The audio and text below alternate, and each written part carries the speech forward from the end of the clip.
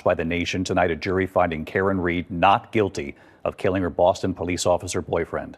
Loud cheers as Karen Read left the courthouse today, stepping up to a microphone, what she had to say, with supporters there, hundreds of them filling the streets outside the courthouse. Look at the images there, jubilant at hearing the verdict in a community divided by this case. Matt Gutman was right there at the courthouse. Tonight, that stunning verdict. Not guilty.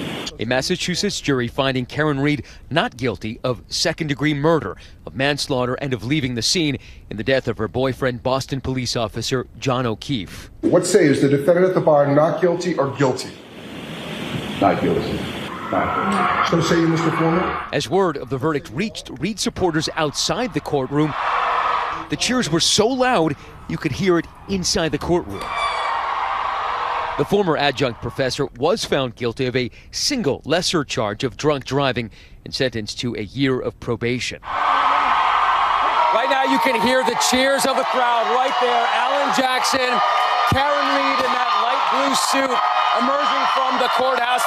Read thanking that throng of supporters in a sea of pink, her favorite color. I could not be standing here without these amazing supporters who have supported me and my team financially and, more importantly, emotionally for almost 4 years.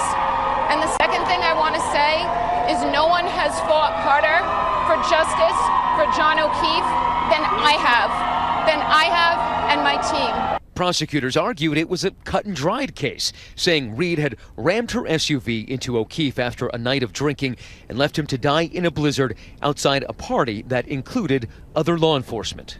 She was drunk, she hit him, and she left him to die. And they tried using Read's own words from TV interviews against her. When you walked out of the bar, how many drinks had you had? I have had probably about 4. But the defense arguing Read's car never struck O'Keefe. There was no collision. There was no collision. There was no collision. Suggesting a much more sinister scenario, alleging that O'Keefe was attacked, dragged outside into the blizzard to die, and at some point bitten by the family dog. Just look at John's arm. These are dog bites and scratches. The case dividing the community, pitting neighbor against neighbor about that alleged police cover-up. And at the center of the controversy, lead investigator State Trooper Michael Proctor, who'd sent vulgar text messages about Karen Read just hours after he got the case and was later fired after that first trial.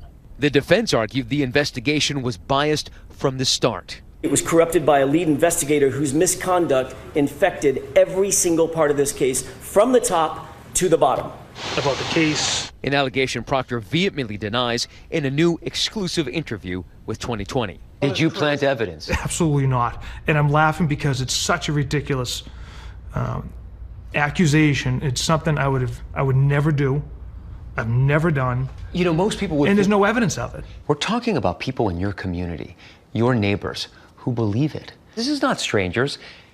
This is people in Canton. Why do you think that is? That's just the loud minority. The silent majority we've had an overwhelming amount of support. They're just not out there tweeting. David, of course, Karen Read convicted on that lesser charge of OUI, basically driving under the influence, and sentenced to a year of probation. But she is not out of the legal woods yet. The family of John O'Keefe filing a wrongful death civil suit against her. And I spoke to them earlier today. They say that they are resilient and they'll keep fighting. David. Matt Gutman right there in Dedham tonight. Matt, thank you. And this evening, Matt will have much more on a special edition of 2020. Karen Read, the verdict, breaking details, new reporting here inside this case, and of course the reaction. Exclusive interviews. That's 8 p.m. Eastern, 7 Central, a special edition of 2020 right here on ABC, and of course streaming tomorrow on Hulu.